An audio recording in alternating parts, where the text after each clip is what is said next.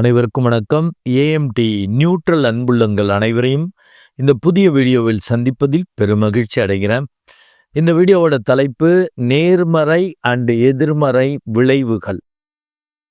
அந்த தலைப்பில் தான் பார்க்க போகிறோம். மீண்டும் தலைப்பை சொல்கிறேன், நேர்மறை அண்ட் எதிர்மறை விளைவுகள். ஸோ இந்த தலைப்பில் என்ன பார்க்க போகிறோம் நியூட்ரல்னா, விளைவுகள் என்ன வேணாலும் நடக்கட்டும், அது வெற்றி தோல்வி நமது பார்வையில் தான் அந்த வித்தியாசம் வருது. ரொம்ப நேர்மறை இது எண்ணங்கள் தான் பேஸ் இந்த விளைவுகள் வர்றதுக்கு. நீங்க நேர்மறையா நினைச்சீங்கன்னா நேர்மறையா விளைவுகள் வர்றதுக்கான பாசிபிலிட்டி அதிகம். அது மாதிரி எதிர்மறையா நினைச்சீங்க அப்படின்னா எதிர்மறையான விளைவுகள் வர்றது. எதிர்மறையான எண்ணங்கள் அதிகமாக இருந்துச்சுன்னா எதிர்மறையான விளைவுகள் தான் அதிகம் வரும். அதோட பாதிப்பு இருக்கும். ஆனா அந்த விளைவுகளை ஹவு டு ஹேண்டில், எப்படி நீங்கள் அதை எதிர்நோக்க போகிறீங்க, அதை எப்படி கடந்து போக போகிறீங்க, அதை எப்படி பயன்படுத்த போகிறீங்க, அதை எப்படி அனுபவிக்க போகிறீங்க அப்படிங்கிறது உங்கள் மனநிலையில் தாங்க இருக்குது. இந்த ஏஎம்டி நியூட்ரல் அன்புள்ளங்கள் கண்டிப்பாக மெடிடேட் பண்ணிக்கணும். அவங்க தான் அந்த நியூட்ரலையே பார்க்க முடியும். அவங்க எப்போதும் அந்த நியூட்ரலாக இருக்கலாம், ப்ளஸ் மைனஸ் இல்லாமல் சமநிலையில். பெரிய பதற்றம், ஓவர் குத்தாடுறதோ ஓவரா நொந்து போகிறதோ இல்லாமல், நல்லது நடக்கிறப்போ ஓவரா கூத்தாடுவோம், கெட்டது நடக்கிறப்போ நொந்து போவோம். அந்த விளைவுகள் பெரிய பாதிப்பை உங்கள் மனதில் ஏற்படுத்தக்கூடாது. அது ரொம்ப ரொம்ப முக்கியம். அது மெடிடேட் பண்ணுறப்போ தான் அது மனம் செம்மையாகும். அது சொல்லுவாங்கல்ல, மனம் அது செம்மையானால் மந்திரம் ஜபிக்க தேவையில்லை அப்படிம்பாங்க. நீங்கள் அதனால தான் என்னோட அஸ்ட்ரோமைண்ட் தெரப்பி அன்புள்ளங்கள் சிம்பிளாக அந்த பக்தி யோகா, உங்களுக்கு பிடிச்ச இஷ்ட தெய்வத்தை நினச்சிட்டு உட்கார்றது, ரொம்ப மனசு அலைபாய்ந்தா அந்த கடவுளோட பேரை சொல்கிறது, நாம ஜெபம், அந்த பேர்லேயே அவ்வளவு வலிமை வரும். அந்த விளைவுகளை பற்றி பெரிய பாதிப்பு, அது பாசிட்டிவான பாதிப்போ நெகட்டிவான பாதிப்போ, ஒரு பாதிப்புனாலே நெகட்டிவ்னு எடுத்துக்க வேண்டாம். பெரிய அளவுக்கு புகழடைகிறதே அது பாதிப்பா நல்லதா, அது பாதிப்பாகவும் வரும். ஏன்னா ஃப்ரீயாக நம்ம வெளியில் போக முடியாது. இப்போ நடிகர்கள்லாம் வெளியில் வந்தால் வம்பு, பிடிக்காதவன் தலையில் தட்டுவான், பிரச்சனை பண்ணுவான், ஏதாவது நடக்கும், ஓட வேண்டியிருக்கும், தப்பிக்க வேண்டியிருக்கும், ஒரு ஃப்ரீயாக இருக்க முடியாது. அது எல்லாவற்றிலும் இந்த உலகத்தில் கலந்து தான் இருக்கும். இப்போ ஏஎம்டி நியூட்ரல் அன்புள்ளங்கள் யார் அப்படின்னா மெடிடேட் பண்ணுறவங்க தான்.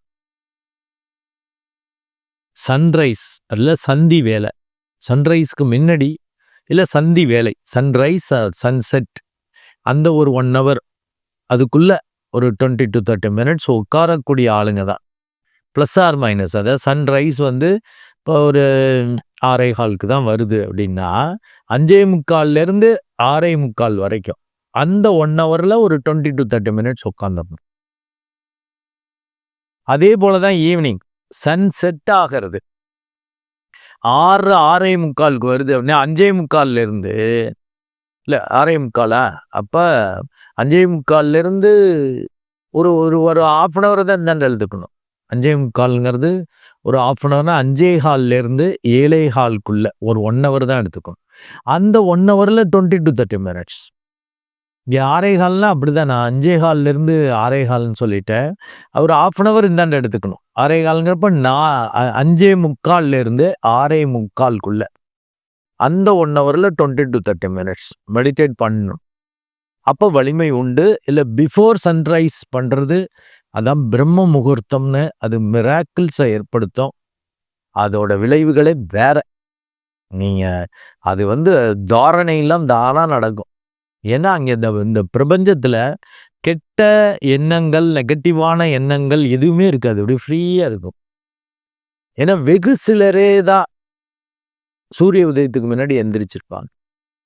அவங்க கூட பெரிய பாதிப்பு இருக்காது, உழைப்பு தான். காலம்பரை எந்திரிக்கிறவங்க வேலையை தான் பார்த்துட்டு இருப்பாங்க, யோசிச்சுக்கிட்டு எண்ணங்களை இந்த பிரபஞ்சத்துக்கு அனுப்பிட்டு இருக்க மாட்டாங்க, பாசிட்டிவாகவும் நெகட்டிவாகவும். அது கம்மியாக தான் இருக்கும், செயலில் தான் இருப்பாங்க. அந்த டயத்தில் நம்ம எந்திரிச்சு ஒரு லௌகீகவாதிகள் 4:30 to 6 பண்ணுறப்ப மிராக்கிள்ஸை பார்ப்பீங்க. நீங்கள் என்ன நினைக்கிறீங்களோ அது நடக்கும்.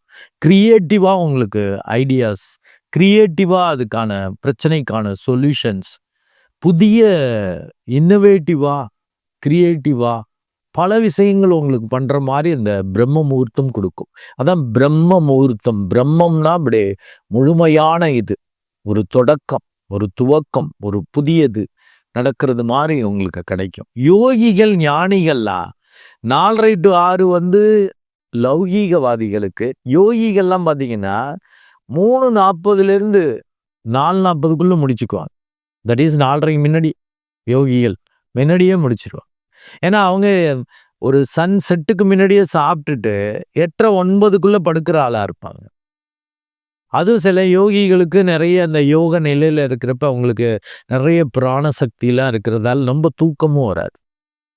சும்மா ஒரு 2 ஹவர்ஸ், 3 ஹவர்ஸ் அப்படியே அசந்து தூங்குனா அசந்து தூங்குவாங்க. நம்மள மாரி லௌகீகவாதிகளுக்கு இருக்கிற மாரி அப்படி கனவுகள், அப்படி அந்த ப்ராப்பரான தூக்கம் இல்லாதபடி இருக்கிற மாரிலாம் அவங்களுக்கு இருக்காது. ஸோ உங்களுக்கு 4:30 to 6ல திங்க் பண்றீங்களா? அதுல நீங்க இது பண்றப்ப இந்த நேர்மறை விளைவுகள் அதிகமாக இருக்கும். ஏன்னா நீங்க என்ன நினைக்கிறீங்களோ அது நடந்துட்டு இருக்கும். ஏன்னா உங்க எண்ணங்களும் ப்ராப்பரா அந்த பிரபஞ்சத்துக்கு அனுப்புவீங்க. தீய கெட்ட எண்ணங்கள் இருக்காது. அது உங்களுக்கு ப்ராப்பரா அதுக்கான சொல்யூஷன் அந்த தாரணைம்பாங்க யோக இதுல. அதாவது இது இது இப்படி நடந்தா என்ன வருது அதுன்னு அது இப்படி யோசிக்கிறப்ப அதுக்கு ஒரு தீர்வு வந்துரும். இப்ப பிரச்சனைகள் அப்படி பத்தி யோசிக்கிறப்ப அந்த பிரச்சனைகள் எதனால வந்துச்சு? அதனால இப்ப என்ன பாதிப்புகள் வருது? இதுக்கு என்ன தீர்வு? இப்படிலாம் யோசிக்கக்கூடிய தன்மை இந்த மெடிடேஷன்லயே வரும். ஒரு விஷயத்த எடுத்துக்கணும். எதுவா இருந்தாலும். கண்டதை யோசிச்சீங்கன்னா பைத்தியம் ஆயிடும். ஸோ அது மெடிடேட் பண்றப்ப அந்த பிரம்ம முகூர்த்தத்துல நீங்க வேலை பார்க்குறப்ப அந்த தன்மை உங்களுக்கு கிடைக்கும். Before sunrise. சன்ரைஸ் ஆயிடுச்சுன்னா, எல்லாம் நெறைய விலங்குகள்லாம், மனிதர்கள்லாம் எல்லாருமே விழித்துருவாங்க. அப்போ பெரிய அளவுக்கு அந்த பிரபஞ்சம் பொல்யூட் ஆகும். எண்ணங்களால் பாசிட்டிவ், நெகட்டிவ் எண்ணங்களால் அப்படி ஒரு பொல்யூஷனா இருக்கும். அப்ப நீங்க ஒரு சமநிலைய டக்குன்னு அப்படி பிடிக்க முடியாது. இந்த ஏர்லி மார்னிங் அதனால தான் சொல்லுவாங்க, பெரிய அளவுக்கு. இப்ப அந்த நேர்மறையாகவோ, எதிர்மறையாகவோ உங்களுக்கு விளைவுகள் வந்துருச்சுன்னு வச்சுக்கங்க. அத வந்து ஒரு மெடிடேட்டிவ் மைண்ட் உள்ளவர், ஒரு மெடிடேட்டர் எப்படி ஃபீல் பண்ணுவார்னா, 2த்தையும் அப்படி சமமா பார்ப்பார், சிரிப்பார். அதாவது அவருடைய எண்ணம் என்னன்னா, அந்த நேர்மறை விளைவு வந்தது, இது நம்மளால அல்ல. எல்லாம் அவன் அருளால் கிடைச்சிருக்கு. அவன் அருளால் நடந்திருக்கு. ஸோ அந்த இவங்க கிளைம் பண்ணிக்கிட்டா தானே சிக்கலா? நீங்க கிளைம் பண்ணவே கூடாது. அப்படி பண்ணுங்க. நீங்களும் ஒரு யோகி மாரியே மாறிடலாம். அது லௌகீகவாதிகளுக்கும் பொருந்தும். ஏர்லி மார்னிங் பண்ணி பாருங்க. மாறிக்கிட்டு இருப்பீங்க. ஏன்னா தானா நடக்கும். சரண்டரிங் கான்செப்ட் வரும். டேய் நம்ம நினைச்சதெல்லாம் நடக்குதுயா, ஆஹா! அந்த ஒரு ஃபீல் வந்துரும். எல்லாம் அவன் அருள்னு சரண்டரிங். இந்த கிராட்டிட்யூட் வந்துரும். எல்லாவற்றிற்கும் கடவுளுக்கு நன்றி சொல்லக்கூடிய தன்மை வந்துரும். அந்த எதிர்மறை விளைவுகளே வராதபடி ஆயிடும். இந்த ஏர்லி மார்னிங்லாம் பண்ணா. ஒருவேளை ஒரு 100 விஷயத்துல 90 விஷயம் நேர்மறை விளைவுகளா, நன்மையாக, சந்தோஷமாக நடந்து ஒரு 10% தான். ஏன்னா அந்த மெடிடேட்டருக்கெல்லாம் அப்படிதான் இருக்கும். அந்த 10% எதிர்மறை விளைவுகள் கூட இவங்கள பாதிக்காது மெடிடேட்டர. ஏன்னா அவங்க சமநிலையில பார்ப்பாங்க. எல்லாம் அவன் செயல்பாங்க. இந்த மாரி ஒரு இது நடந்ததே அவரு. ஏதோ ஒரு காரணத்துக்காக தான் செஞ்சிருக்காரு. ஏன்னா இது பிரபஞ்ச ரகசியம் நம்மளுக்கு புரியாது. அந்த அந்த இயற்கைய பத்தி பெருசா நம்ம இயற்கையோட ஒன்றி தான் வாழணுமே ஒழிய, நீங்க அத ஸ்க்ரூட்டனைஸ் பண்றது, ஆராய்ச்சி பண்றது அதெல்லாம் ஒத்து வராது. அது வந்து பெரிய அளவுக்கு எதிர்மறை விளைவுகள் நம்மள பாதிக்காதபடி இருக்கணும்னாக்க, மனசு சமநிலையில இருக்கிற ஆளுங்களுக்கு தான். அதனால தான் மெடிடேட்டர் எல்லாம் எதிர்மறையா வந்துச்சுன்னா, இது ஏதோ ஒரு காரணத்துக்காக வந்திருக்கு. ஏன் அப்படிம்பாங்க. அதுல இது ஏன் நடந்துச்சு இப்படி? அப்படி யோசிப்பாங்க. ஐயோன்னு அழுதுகிட்டு உட்கார்ந்துட்டு இருக்க மாட்டாங்க. செயலுக்கு வந்துருவாங்க. எண்ணத்தாலேயே புழுங்கிட்டு இருக்க மாட்டாங்க. ஒதுங்கிக்கிட்டு இருக்க மாட்டாங்க. இந்த மாரி நடந்துருச்சா? சரி எதனால நடந்துச்சு? ஓ! இப்படி நடந்தா என்னென்ன நடக்குது? என்னென்ன விளைவுகள்? என்னென்ன நெகட்டிவ்லாம் நம்மளுக்கு கிடைக்குது? அத எப்படி சரி பண்ணலாம்? செயல்ல இறங்கிருவாங்க. அது மனசு சமநிலையில இருக்கிறவங்களுக்கு தான் அந்த செயல்ல இறங்கக்கூடிய தன்மை வரும். அதனால தான் அஸ்ட்ரோமைண்ட் தெரபி சேனல்லயும் மெடிடேஷன் எல்லாவற்றிற்கும் தீர்வு மெடிடேஷன்ங்கிற. ஏன்னா மனசு ஒருமுகப்பட்டுடுச்சு அப்படின்னா, ஒரு நெகட்டிவா இருக்குன்னா, அந்த நெகட்டிவ பத்தி முதல்ல யோசிச்சு அதுக்கு என்ன தீர்வு? அதுல முழு ஆராய்ச்சி. அதுல தான் ஏர்லி மார்னிங் மெடிடேட் பண்ணீங்கன்னாக்கா, அந்த இதுல இந்த நெகட்டிவ எப்படி இது எதனால வந்துச்சுன்னு அதோட ஆரிஜின் தெரியும். அத சரி பண்றதுக்கான செயல்கள நீங்க இறங்குவீங்க.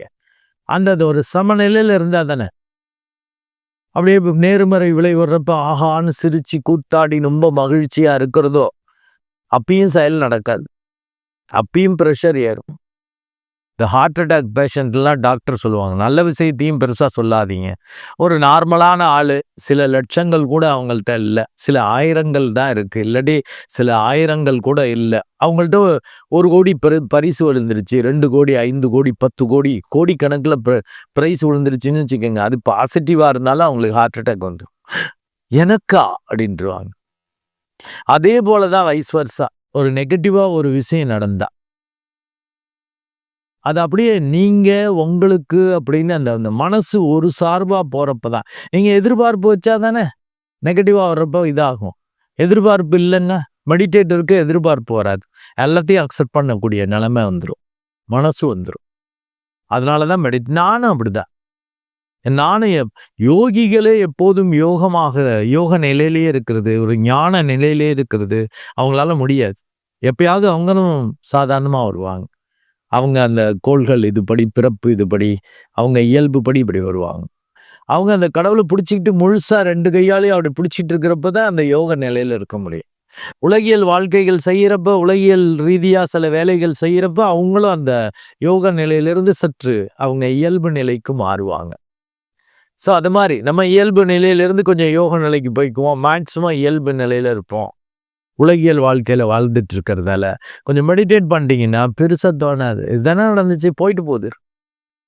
அதான் பெரிய ஆளுங்கள்லாம் ஒரு நம்பிக்கைக்காக சொல்லுவாங்க. Money is lost, nothing is லாஸ்ட்ம்பாங்க. பணம் போயிடுச்சா எதுவும் பெரிய இது கிடையாது. But health is lost, something is லாஸ்ட்ம்பாங்க. இப்போ ஹெல்த் முக்கியம். ஒரு உலகியல் ரீதியா நம்ம வாழ்றதுக்கு பெரியவங்க, அனுபவசாலிகள் அது சொல்லுவாங்க. If character is lost, everything is லாஸ்ட்ம்பாங்க. இவன் கெட்ட பேர் எடுத்துட்டீங்க, ஒரு கெட்டவன் வந்துட்டு அது மாறுறது ரொம்ப ரொம்ப கஷ்டம். அது எல்லாத்தையும் கெடுத்து விட்டுரும்பாங்க. விளைவுகளை பெரிதாக நீங்க பாதிக்காம இருக்கிறதுக்கு சமநிலையில வச்சுக்கங்க. இப்ப திருட்டு கெட்ட பேர் வந்துருச்சு, ஏதோ தவறுதல். தப்புங்கிறது தெரிஞ்சே செய்யறது. இது தவறுன்னு தெரிஞ்சே செய்யறது பேரு தப்பு.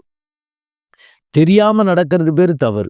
தவறால ஏதோ எதிர்மறை விளைவுகள் வந்துருச்சு அப்படின்னாலும், நீங்க மெடிடேட்டர் அந்த சமநிலையில யோசிக்கிறப்ப அதை ஈஸியா சால்வ் பண்ணி அதுலேருந்து ஒரு ஒரு தப்பிக்கிறது, ஒரு விளக்கம் கொடுக்கறது, ஒரு சரி பண்றது, தன்னை மாற்றிக்கொள்வது, சூழலை மாற்றிக்கொள்வது, ஒரு புரிதலை ஏற்படுத்துறது, இதெல்லாம் ஈஸியா பண்ண முடியுங்க.